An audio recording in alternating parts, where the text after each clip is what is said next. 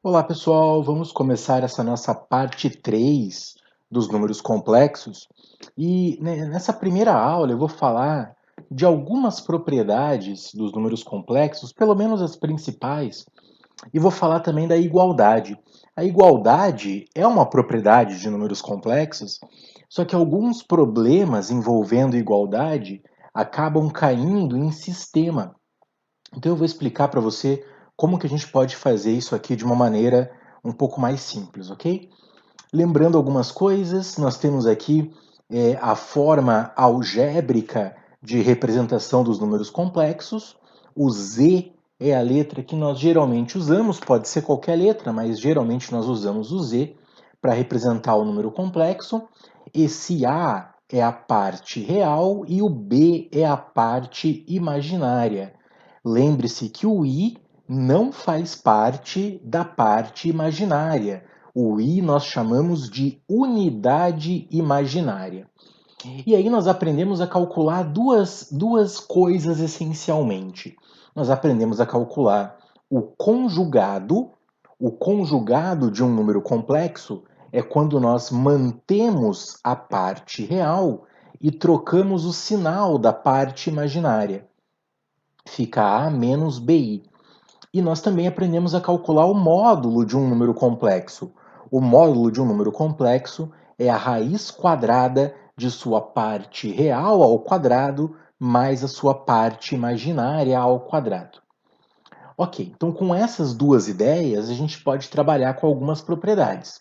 Nós temos as principais propriedades dos números complexos.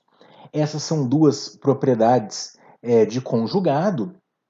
Se você precisar calcular o conjugado da soma, deixa eu pegar aqui o meu marca-texto.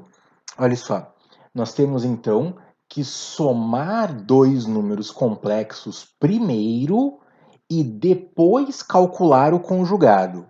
O conjugado vem depois, aqui no primeiro membro da igualdade, né? Então, o que essa propriedade está dizendo é que você não precisa fazer isso. Você pode primeiro calcular o conjugado do número complexo Z, depois calcular o conjugado do número complexo W e somar por último.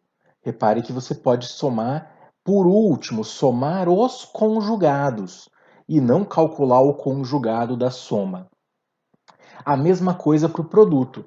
Repare que para soma não tem muita diferença, porque somar números complexos é fácil, né? Agora, no produto até pode fazer um pouquinho de diferença, porque no produto a gente vai ter que fazer a distributiva. E aí na distributiva pode haver um pouquinho mais de dificuldade. Às vezes é um pouco mais fácil efetuar essa multiplicação aqui. Até que vai ter que fazer a distributiva também de qualquer jeito, então tudo depende do exercício, ok? Agora, quando nós tiver nessas duas propriedades aqui que vêm na sequência, agora nós temos propriedades de módulo. Então nós temos o módulo de um produto e o módulo do quociente ou da divisão. Essas duas propriedades têm muito mais importância, porque efetuar o produto exige que a gente faça distributiva. E efetuar uma divisão exige que a gente faça a multiplicação pelo conjugado de W. Nós já estudamos essas duas propriedades, essas duas ideias, né? E fazer isso, fazer essas propriedades, fazer essas contas, demora, leva um pouco de tempo.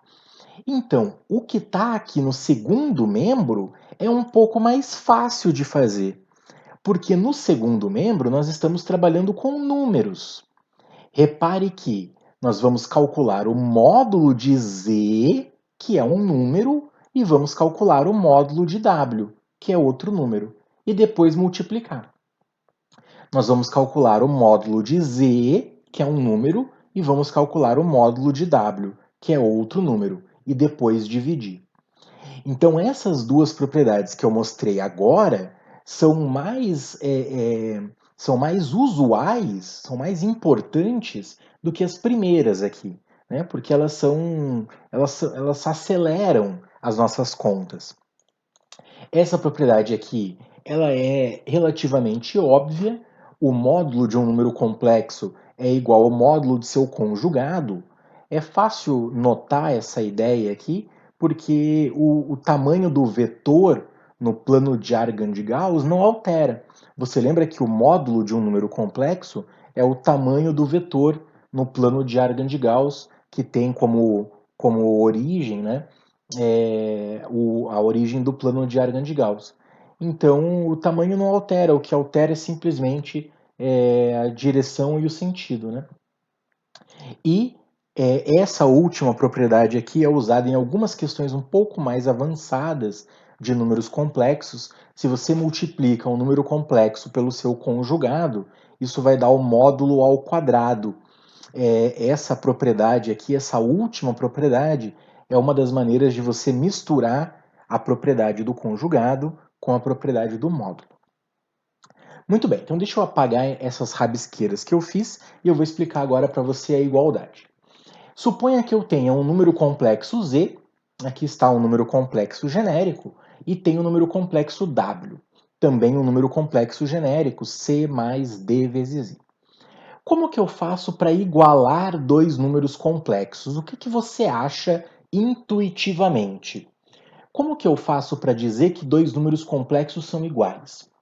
Dois números complexos são iguais quando as suas partes reais são iguais e suas partes imaginárias são iguais.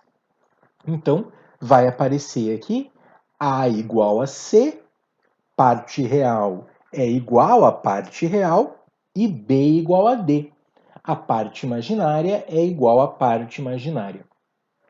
Então, esse é o slide que aparece nos livros, né? É exatamente assim que aparecem nos livros de ensino médio. Eu gosto de escrever assim, ó, como está nesse slide aqui. Veja se você entende a ideia. Você vai ter um número complexo no primeiro membro e vai ter um número complexo no segundo membro. Olha só o que está escrito aqui. Vai ter alguma coisa mais alguma coisa vezes i.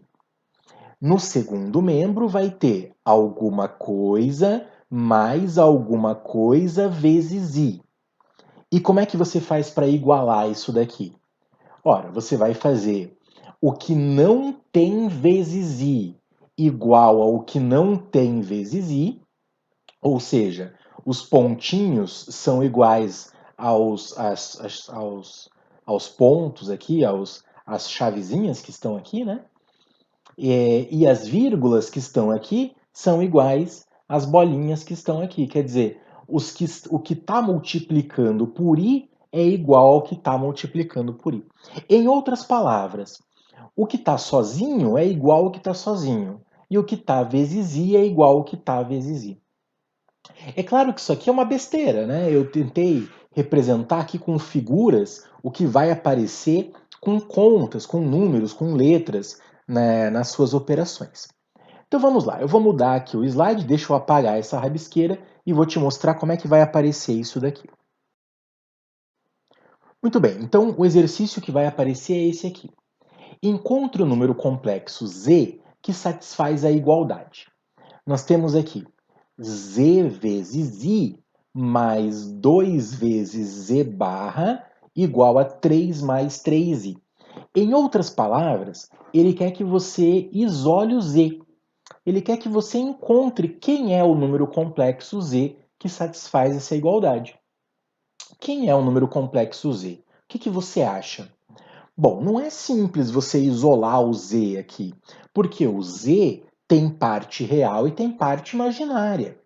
Então a gente vai ter que fazer o seguinte, olha só. Eu vou deixar isso daqui no canto do slide até o final do exercício. Z é igual a A mais BI. Toda vez que você tiver um problema desse tipo aqui, de encontrar o número complexo Z, é você que tem a responsabilidade de dizer que o Z é isso aqui. O Z é igual a A mais BI. Nós vamos trocar por nossa conta o Z por isso aqui. Então, no lugar do Z, eu vou trocar por A mais BI. E por quanto que eu vou trocar no lugar do Z barra? No lugar do Z barra, eu vou trocar por A menos BI. Olha só o que vai aparecer. Aqui está. No lugar do Z, eu coloquei A mais BI. E no lugar do Z barra, eu coloquei A menos BI. O resto fica como está. E se aparecesse módulo aqui, vamos supor que aqui tivesse um mais módulo, sei lá, estou inventando, né?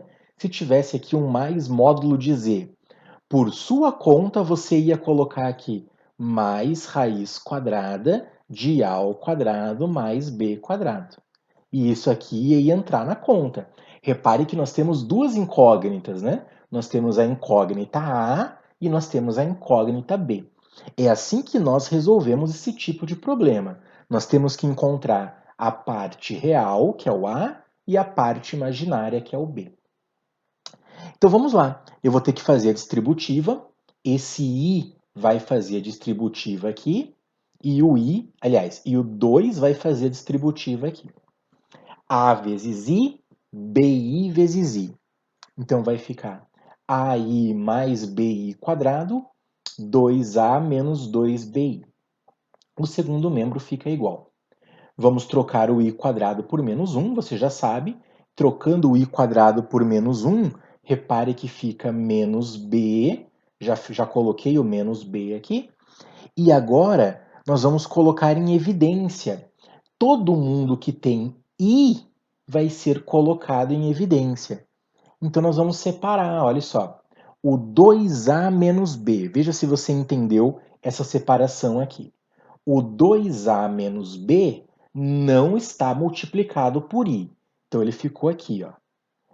Quem está multiplicado por i foi colocado em evidência. A menos 2b está multiplicado por i. Colocando o i em evidência, vai sobrar a menos 2b. 3 mais 3i está no segundo membro. E agora chegou o momento da gente igualar. Veja se você entende agora aquele slide da igualdade, olha só. O que não está multiplicado por i é igual ao que não está multiplicado por i. Nesse caso, é o 3 da parte real. E o que está multiplicado por i, a menos 2b, é igual a este 3 da parte imaginária, que é o que está multiplicado por i. Pronto, toda a parte algébrica nós já fizemos. Eu vou apagar aqui essa rabisqueira e agora nós temos que resolver esse sistema. Resolva o sistema da maneira que você achar melhor. Eu vou multiplicar a primeira equação por menos 2. É uma ótima ideia, porque daí a gente transforma esse menos b em mais 2b. Vai ficar menos 4a mais 2b igual a menos 6. E dessa forma, quando eu somar as equações, deixa eu fazer aqui o símbolo de igual e o símbolo de mais. Quando eu somar as equações, o menos 2b vai cancelar com mais 2b. Menos 4a mais a vai dar menos 3a. Menos 6 mais 3 dá menos 3. Então, o a vai ser igual a 1. Nós encontramos a parte real. Substituindo na primeira equação, acredito que a primeira equação seja a mais fácil de trabalhar, mas substituindo na segunda vai ser a mesma coisa. 2 vezes 1 menos b igual a 3. Então, esse 2 aqui vai aparecer lá no segundo membro, fica 3 menos 2. Então, b igual a menos 1. Dessa forma, trocando o a por 1 e o b por menos 1, nós encontramos então um número complexo. O número complexo que satisfaz essa igualdade é o número complexo 1 menos